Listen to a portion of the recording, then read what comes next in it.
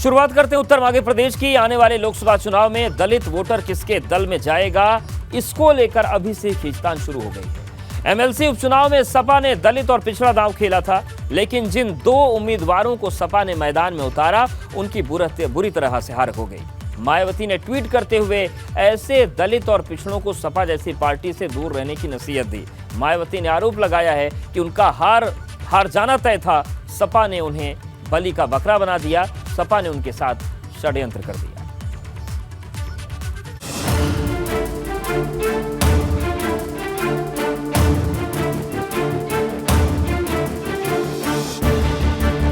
चौबीस का चुनाव, दलित पिछड़ों पर दांव। उपचुनाव में सपा उम्मीदवारों की हार। ये जो ट्वीट बहुजन समाज पार्टी से आया, ये अपराध बोध में दिया गया वक्तव्य है, क्योंकि बहुजन समाज पार्टी को मालूम है कि लोग उनसे ये पूछेंगे कि आप अपना वोट डाल सकते थे, आपका अधिकार था वोट डालने का, तब आपने दलित और पिछड़े वर्ग के लोगों को वोट क्यों नहीं दिया। मायावती का अखिलेश पर करारा वार। बसपा के वोट बैंक पर सपा की सेंध मारी। चुनावों में दलित किस पर पड़ेंगे भारी। जनता ने तो उनको सबक सिखा ही दिया है। कल विधान परिषद के चुनाव में धूल चाट चुके हैं। उसके बाद मुझे लगता है कि कभी दुस्साहस नहीं करेंगे पिछड़ों और दलितों का अपमान करने में। फिर आमने सामने मायावती और अखिलेश। उत्तर मांगे प्रदेश। तो दलित वोट बैंक को लेकर राजनीति चल रही है, पिछड़ों के वोट बैंक की राजनीति चल रही है। आपको बताते हैं कि साल दर साल मायावती का दलित वोट कैसे बदलता चला गया, उनकी चिंता क्या है। दरअसल यूपी में लगभग 22% दलित वोटर हैं। 2022 के विधानसभा चुनाव में 13% वोट मिले। वोट प्रतिशत 1993 के बाद लगातार कम हो रहा है और सबसे कम रहा 2022 में बसपा को ये वोट जो मिला परसेंटेज। दलित बहुल सीटों पर बीएसपी को ज्यादा वोट नहीं मिला है। 2007 में ब्राह्मण मुस्लिम दलितों को जोड़कर सत्ता पाई थी मायावती ने, लेकिन 2014 आते आते बसपा का 10% वोट खिसक गया। 2014 के लोकसभा में बीएसपी को एक भी सीट नहीं मिली। 2019 के चुनाव में भी वोट प्रतिशत में इजाफा नहीं हुआ और अब 2024 के चुनाव में फिर से दलित वोट बैंक इकट्ठा करने की कोशिश मायावती कर रही हैं और यही वजह है कि उन्होंने सीधे तौर पर समाजवादी पार्टी पर हमला बोला है, क्योंकि जिस तरीके से उनको वोट बैंक हासिल करना है उसमें ये उन्हें एक कार्ड की तरह समझ में आया है। अशोक पांडे जी हमारे साथ जुड़ गए हैं, प्रवक्ता भाजपा। नाहिद लारी खान जी हैं, प्रवक्ता सपा। लालजी प्रसाद निर्मल जी हमारे साथ जुड़ गए हैं, दलित चिंतक हैं। आप सभी का बहुत स्वागत है। सबसे पहले नाहिद जी आपके पास ही आ रहे हैं, क्योंकि मायावती जी ने सीधा हमला समाजवादी पार्टी पर किया है और वो ये कह रही हैं कि जिन प्रत्याशियों को हारना था उन्हें लड़ाकर दलितों का अपमान किया है। ऐसी जगह लड़ाना था जहां वो जीत जाते, यहां मालूम था हारेंगे, इसलिए उनको लड़ाने का षड्यंत्र कर दिया। अवधेश जी, सबसे पहले तो जो आप बता रहे हैं कि साइकिल का तोड़ बसपा निकाले, तो साइकिल कहाँ से टूट सकते हैं? साइकिल तो लोहे की बनी हुई है, हम लाट रहे कागज का फूल थोड़ी है कि टूट जाएगी, तो साइकिल बहुत मजबूत है। एक बात। और दूसरी बात, जो आप मायावती हाथी से ज्यादा मजबूत होती क्या साइकिल? अरे साइकिल बहुत तेजी से दौड़ रही उत्तर प्रदेश में, सबसे तेजी से दौड़ी, इसलिए भाजपा सहित अन्य दल बीएसपी जो थर्राई और घबराई हुई है। अब आप ये समझिए कि अभी जब समाजवादी पार्टी का हाथ थामा बीएसपी ने, तो 0 से 10 हो गए और जैसे हाथ छोड़ गया तो फिर 0 हो गया। अभी 6 महीने पहले, अभी 1 साल भर हुआ विधानसभा चुनाव हुआ, तो मुश्किल से 287 सीट्स पे बीएसपी की जमानत जब्त हो गई थी। 99.9% सीट हारी। तो अगर मैं वैसे माननीय मायावती जी के ऊपर कोई कमेंट नहीं करना चाहती, लेकिन उन्हीं के ट्वीट के माध्यम से उनको आईना दिखाना चाहती हूँ केवल। जिस प्रकार से वो कह रहे हैं कि अपमानित करने के लिए या षड्यंत्र के तहत लड़ाया, तो जब मायावती जी की पार्टी बीएसपी का उत्तर प्रदेश में बहुमत नहीं है, तो क्या जरूरत था कि मेयर का चुनाव लड़ाया, और मेयर का चुनाव लड़ाया और जिनकी आबादी 30% मुसलमानों की, उनको समाज के लोगों को 70% टिकट दे दिया, आपने 11 टिकट दे दिया। किस षड्यंत्र के तहत दिया? इस षड्यंत्र के तहत दिया ताकि जो है बीजेपी सारी सीटें जीत जाए। अगर ये षड्यंत्र मायावती जी ना करती तो निश्चित रूप से समाजवादी पार्टी 5-6 सीट तो मेयर की जीत जाती। और दूसरा षड्यंत्र इसमें ये भी था, जो हर गली हर मोहल्ले में आज मुसलमान बात कर रहे हैं कि मुसलमानों को दलीलो हार करने के लिए, अपमानित करने के लिए इस तरह से उनको टिकट दिया, जबकि मालूम था कि वो हार जाएंगे। और दलित और पिछड़े समाज के लोग जो 72% आबादी और केवल यही है मूलवासी भारत के, इनको भी अपमानित करने का काम किया, इनको भी आपने टिकट नहीं दिया। दूसरी बात आप ये देखिए कि उनका जो बयान है वो स्वतः बता रहा है कि जो दलितों और अन्य वर्ग को जो पार्टी अपमानित करती है और जिस पार्टी की सरकार में उनके ऊपर अत्याचार का कहर टूट रहा है, बीजेपी और आरएसएस, उनका विरोध न करके देश के एकमात्र नेता जो पिछड़े दलित सहित हर वर्ग की आवाज सदन से लेकर सड़क तक उठाते हैं, माननीय अखिलेश यादव जी की पार्टी समाजवादी पार्टी का विरोध कर रही, तो आज दलित समाज के, उनके समाज के लोग विशेषकर कह रहे हैं कि ये मायावती जी पता दिखा रही है कि वो किसके अंदर खाते, वो किसका साथ ठीक है, समझ लेते हैं। लालजी प्रसाद निर्मल जी, ये जो बात आई है, जो बात मायावती जी अपने ट्वीट से कही और जो बात नाहिद जी कह रही हैं, ये भी ठीक है कि अगर प्रत्याशी की जीत हार हो रही है तो फिर तो मायावती जी ने भी मुस्लिम उम्मीदवारों को टिकट दे दिया बहुत, तो उन्होंने भी अपमान कर दिया, षड्यंत्र कर दिया। ये जो बयानबाजी हो रही है, किस तरीके से इसको आप देख रहे हैं निर्मल जी? देखिए, मायावती जी का जो बयान है उस पर सपा को चिंतन करना चाहिए। जी। ऐसे प्रत्याशी को उतारना जहां पे हार तय है, किसी गैर अनुसूचित जाति के प्रत्याशी को सपा ने क्यों नहीं लड़ाया? और मैं यह पूछना चाहता हूं समाजवादी पार्टी से कि उन्होंने विधान परिषद के इतिहास में क्या कभी किसी अनुसूचित जाति के व्यक्ति को विधान परिषद में पहुंचाया क्या? किसी को इन्होंने अपना प्रत्याशी बना करके विधान परिषद में जितवाया क्या? इसके पूर्व भी समाजवादी पार्टी को बड़े अवसर मिले थे, विधान परिषद में इन्होंने अपने लोगों को भेजा, लेकिन किसी भी अनुसूचित जाति को नहीं भेजा। नाहिद जी, ये सवाल देखिए गंभीर है। निर्मल जी जो बता रहे हैं कि जब हार तय थी तब तो आपने लड़वा दिया, लेकिन जब मौका था आपके पास तब आप लोगों ने नहीं भेजा। निर्मल जी जवाब ले लेते हैं। नाहिद जी देखिए अभी आप देखिए जो आज रिजल्ट जो अखबार में छपा है, जो समाजवादी पार्टी के जो दलित उम्मीदवार थे रामचरण निर्मल जी, उनको 116 वोट मिले, जबकि समाजवादी पार्टी के केवल 115 वोट थे, यानी हमें 1 वोट ज्यादा मिला। हार तो तय थी ना नाहिद जी, विधान परिषद और राज्यसभा में तो तय होता है, पता होता है पहले से। एक मिल गया तो खुशी नहीं ना, ये तो पता था ना प्रत्याशी हारेगा आपका। आप मेरी बात, आप सुनिए तो मेरी बात, आप सुने तो मेरी बात। अरे मैं तो ये कह रही हूँ, हमें तो मालूम था कि अभी तो ये चर्चा मीडिया में चल रही थी और बीजेपी के लोग ये कह रहे थे कि जो मूल वोट है सपा और आरजेडी का वही मिल जाए तो बड़ी बात है। अब हमें मूल वोट तो अपना मिल ही गया, उसके अलावा 1 वोट और मिल गया, तो 1 वोट मिल के हमारा दलित समाज का सम्मान हुआ कि अपमान हुआ?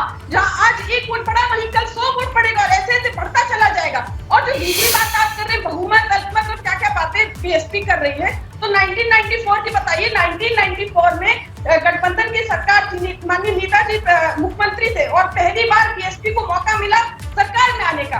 तब बीएसपी ने जो सरकार गिरा दी, मायावती जी ने किससे मिलकर सरकार गिराई? बीजेपी से मिलकर, और फिर सरकार बनाने का दावा किया। जो अल्पमत में थी उस वक्त बीएसपी, मायावती जी अल्पमत में थी, तब भी उन्होंने सरकार बनाने का दावा किया और किसके साथ सरकार मिलकर बनाई? बीजेपी के साथ, और उसके अलावा 3 बार और मिलकर उनके साथ सरकार बनाई। आप ये समझिए जो समाजवादी पार्टी के उम्मीदवार थे पिछड़े समाज से और दलित समाज से, उन्होंने बीजेपी सहित अन्य दलों से पत्र लिखकर जो है अपील की थी कि अपनी अंतरात्मा की आवाज सुने, और अपनी अंतरात्मा की आवाज सुनने की बात पहली बार नहीं हो रही है। अटल जी की अल्पमत की सरकार थी, तब उन्होंने जो है हाउस जब पेश कर रहे थे तब उन्होंने वोट अपील की थी और कहा था कि अंतरात्मा की आवाज सुने, तब जाकर उनकी बातों का असर भी पड़ा। केवल मात्र 1 वोट से उनकी सरकार गिर गई। तो ऐसा नहीं है कि अंतरात्मा की आवाज नहीं सुनते। और ये जो विधान परिषद उपचुनाव था, ये सरकार बनाने या सरकार गिराने का चुनाव नहीं था। अगर पिछड़े दलित समाज के, बीजेपी के और अन्य पार्टी के नेता विधायक अगर अपनी अंतरात्मा की आवाज सुनते तो निश्चित रूप से जो बीजेपी और आरएसएस जो पिछड़ा दलित विरोधी पार्टी, उनको जगाने अशोक पांडे जी, जिस प्रकार से अंतरात्मा की आवाज का बार बार जिक्र कर रही नाहिद जी, जो बीजेपी के इस वर्ग के नेता हैं उनकी अंतरात्मा सो गई है या फिर कोई और मामला है? सपा ये कह रही है कि अंतरात्मा जागी नहीं, कुछ लोगों की जागनी चाहिए थी। देखिए, इनको शांत करिए, पहले इनको शांत करिए। इनको जगाने का काम ठीक है नाहिद जी, जवाब ले लेते हैं। बीजेपी की बात की आपने। अरे बीजेपी तो थी तो बुनियादी 6 अप्रैल 19 ठीक है, अशोक जी, आप बोलिए। दिल्ली में पिछड़े दलित विरोध पर पड़ी थी ताकि आजादी चौधरी। देखिए ये लोग पिछ दलितों का लगातार अपमान करते आए हैं। समाजवादी पार्टी के लोग दलितों का सबसे ज्यादा अपमान किया है। एक मुख्यमंत्री थी दलित मुख्यमंत्री, गेस्ट हाउस कांड में भारतीय जनता पार्टी न होती तो मायावती का इतना बड़ा सम्मान मिला होता कि उनकी मूर्ति लग गई होती। ये सपा के लोग ऐसा सम्मान करते हैं। अभी उन लोगों ने विधान परिषद में दलित को इसलिए लड़ाया ताकि दलित अपमानित हो जाए। जब उतने मेंबर नहीं थे असेंबली में तो इन्होंने टिकट दलित को दिया ताकि दलित बेइज्जत हो, और जब इनके पास बहुमत रहता है तो किसी भी दलित को चुनाव में टिकट नहीं देते। ये सभी लोग जानते हैं कितना सम्मान ये दलितों का करते हैं। बहन जी ने बिल्कुल सही कहा है, ये दलितों को अपमान करने का काम करते हैं। ये अलग बात है, हम तो सबका साथ सबका विकास वाले हैं। हम दलित अगड़ा पिछड़ा हिंदू मुसलमान नहीं करते, जिसके चलते आज कई दल हाशिए पे आ गए हैं, चाहे कांग्रेस। अशोक पांडे जी, लेकिन नाहिद जी पूछ रहे हैं कि अगर दलित उतार ही दिए थे सपा ने तो सम्मान कर दिया जाता, अंतरात्मा की आवाज क्यों नहीं जागी? देखिए किसी भी दल की व्हिप जारी होती है और दलीय प्रतिबद्धता सबसे मस्ट होती है। इन लोगों ने जानबूझ के दलित उतारा ताकि दलित बेइज्जत हो जाए। 4 बार की मुख्यमंत्री को गेस्ट हाउस में मारते मारते बचे सपा के लोग। कितना दलित बंधु भी जानते हैं कि दलितों का कितना सम्मान अखिलेश यादव, अंगद यादव, धर्मेंद्र यादव करते हैं, सभी ने देखा है। ठीक है नाहिद जी, हाँ जवाब दीजिए। और देश जी, जब हमारी पार्टी सरकार में थी तब जो है सहारनपुर से बहुत वरिष्ठ नेता श्री राम सिंह जी को फुल फ्लेजेड होम मिनिस्टर बनाया था। बताइए, भारतीय जनता पार्टी ने किसी दलित समाज के नेता को फुल फ्लेजेड होम मिनिस्टर बनाया? जी नहीं। आप ये समझिए कि उप मुख्यमंत्री तक दलित समाज से नहीं बनाया। और ये क्या बात करेंगे, अरे जब चौधरी चरण सिंह जी की केंद्र में थे और माननीय नेताजी उत्तर प्रदेश में मंत्री थे, तब जो है मंडल कमीशन का गठन हुआ। जब वीपी सिंह जी केंद्र में प्रधानमंत्री थे, हमारी पार्टी से थे, और माननीय नेताजी जो है प्रदेश में मुख्यमंत्री थे, तब वीपी सिंह जी ने मंडल कमीशन की सिफारिश लागू करने की घोषणा की थी। तब यही जो है बीजेपी के अखिलेश यादव जी जानते हैं, वो कहता है एक क्रीमी लेयर है, एक क्रीमी लेयर है। अखिलेश यादव उस जात के हैं जो क्रीमी लेयर है, यानी और लोगों की मलाई खाने वाले हैं। ये मैं नहीं, एक बार सुन लेते हैं, नाहिद जी सुन लेते हैं। नहीं, उसी मंडल कमीशन पहले पूरी बात तो हो जाने दीजिए, उनको फिर आ जाएंगे आपके पास। पूरी बात सुन लेते हैं। उसी मंडल कमीशन की बात नहीं करूंगी। ये भाजपा का कार्यालय नहीं कि आप बोलते जाए टक मिनट जैसे। और फिर तब बीजेपी के यूथ विंग के अनेकों पदाधिकारियों ने, जब वीपी सिंह जी ने मंडल कमीशन की सिफारिश लागू करने की घोषणा की थी, तो बीजेपी के यूथ विंग के अनेकों पदाधिकारियों ने आत्मदाह कर दिया। सीनियर लीडर्स विरोध कर रहे थे कि बाजीबा, पहले दलितों को आरक्षण का लाभ मिलता था, पिछड़ों को आरक्षण का लाभ मिलेगा। और जब नेताजी मुख्यमंत्री और जब उन्होंने ओबीसी आरक्षण लागू किया, तब जो है बीजेपी के लोगों ने और कांग्रेस के लोगों ने उत्तराखंड में इतना विरोध किया। अब तो फिर भी सबको मालूम है, अब तो फिर भी कांग्रेस में बदलाव आ गया।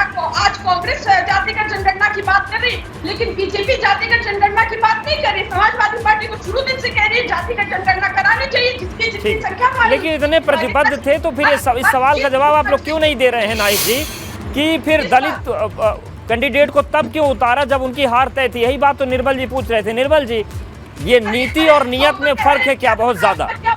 लालजी प्रसाद जी, नहीं क्यों सुनेगा आपकी कोई अंतरात्मा की आवाज? अपनी अपनी पार्टी को लोग बुलंद करेंगे कि आपके अंतरात्मा की आवाज सुनेंगे? नहीं जी। लालजी वर्मा जी, लालजी निर्मल। देखिए, सपा प्रवक्ता को जानकारी नहीं है जी।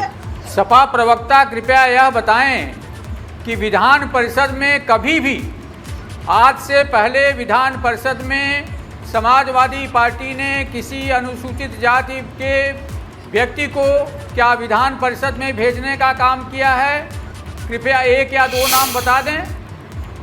मैं आपको बताना चाहता हूं कि अखिलेश यादव जी में बड़ी छटपटाहट है दलितों और पिछड़ों को लेकर के, क्योंकि पिछले चुनाव में पूरा दलित और पिछड़ा समाजवादी पार्टी से विमुख हो गया था, और यह वही छटपटाहट है जो उनको बेचैन कर रहा है। बार बार, जब भी इसके पहले भी विधान परिषद के चुनाव में इन्होंने एक महिला को खड़ा किया था अनुसूचित जाति के, तब भी हारना था उसको, और अब की बार भी, जबकि यह तय था, 100% तय था कि समाजवादी पार्टी की हार होनी है, तो एक पिछड़े को और एक दलित को बलि का बकरा बना दिया।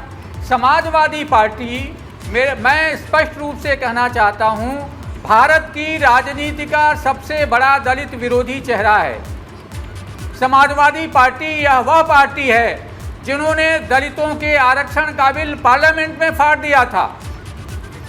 समाजवादी पार्टी वह पार्टी है जिसने बाबा साहब डॉक्टर अंबेडकर का अपमान किया, जिसने संत रविदास का अपमान किया, जिसने माई साहब रमाबाई का अपमान किया। तो इस प्रकार से जो कृत्य किए हैं अखिलेश यादव ने, वह एक प्रत्याशी खड़ा करके, सवाल भी कर रहे हैं निर्मल जी, और आप उसको हरवा करके वो फुलफिल नहीं कर पाएंगे। देखिए, आपके चैनल पर स्वतः सब लोग ने देख लिया, और दलित समाज, विशेषकर दलित समाज और अखिलियत के लोगों ने देख लिया कि बीएसपी जो है, इनको कोई तकलीफ जो बीजेपी से नहीं है, जो दलितों के साथ अत्याचार कर रही है, जो अखिलियत के साथ अत्याचार कर रही है। आप जवाब दीजिए, विधान परिषद में आपका कोई कभी कोई रहा क्या? समाजवादी पार्टी ने कभी किसी दलित को सवाल का जवाब दीजिए ना जी, आप मूल सवाल के अलावा आप सब बोल रही हैं। वो पूछ रहे, बस नाम आप बता दीजिए, कोई दलित भेजा हो तो। आप उसके अलावा सब बता रही हैं। बिल्कुल मैं अभी बता रही हूँ आपको, बिल्कुल मैं अभी बता रही हूँ। पहले ये बताएं कि इनको जो है बीजेपी से कोई तकलीफ नहीं है। ये बीजेपी वो पार्टी है कि जब योगी जी मुख्यमंत्री बने थे 2017 में, तो उन्होंने 5 कालिदास मार्ग मुख्यमंत्री आवास गंगा जल से खुलवाया था, ये कहते हुए कि मेरे से पहले यहाँ पे पिछड़े और दलित समाज। ठीक है, वो जनता तय कर लेगी ना जी, लेकिन आप ये बताइए, वो जो पूछ रहे हैं वो तो बता दीजिए आप। इसीलिए तो जनता ने तय करके 287। तो आप बताइए ना, आपने जो तय किया, वो एक नाम पूछ रहे हैं, एक नाम बताने में कितना वक्त लगता है? हमारे तमाम नेता, तमाम विधायक है, तमाम लोग हैं जो अनुसूचित जाति के हैं, पिछड़े वर्ग से हैं, वो एससी वर्ग से हैं। बिल्कुल आरोप प्रत्यारोप चलता रहता है। आप सभी हमारे साथ बने रहिए। यहाँ पर वक्त एक छोटे से ब्रेक का है, लेकिन सवाल यही है कि पिछड़ों पर जो दाव चल रहा है वो किसके पक्ष में जाएगा। फौरन हाजिर होते हैं।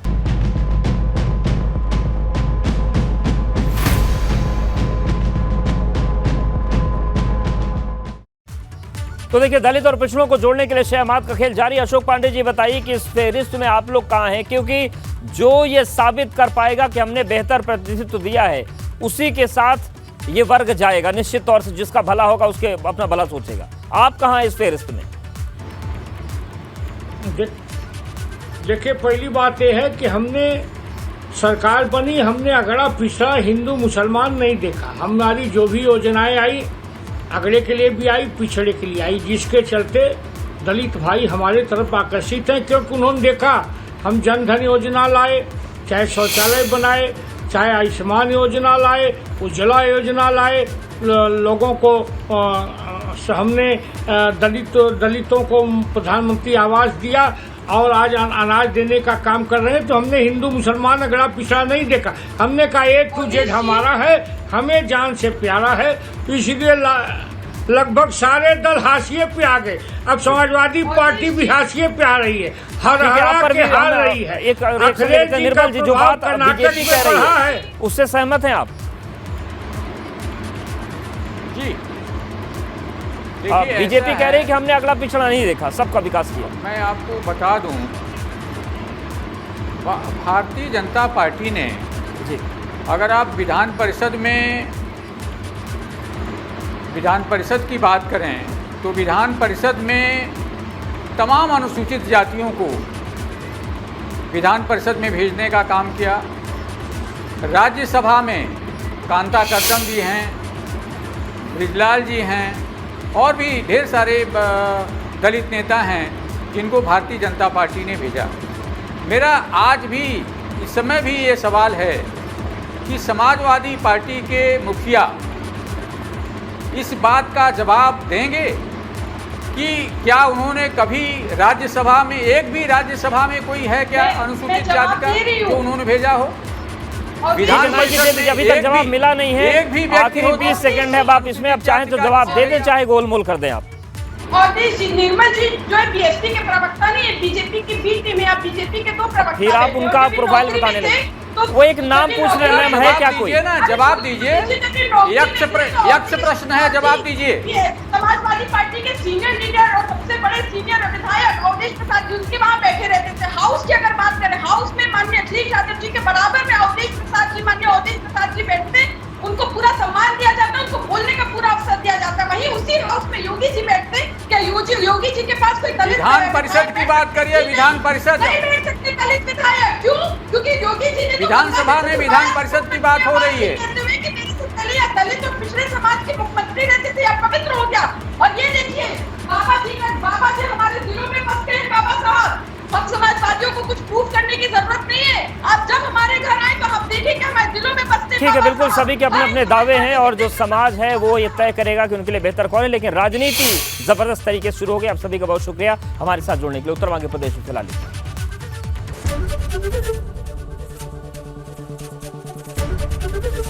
एबीपी गंगा, खबर आपकी, जुबान आपकी।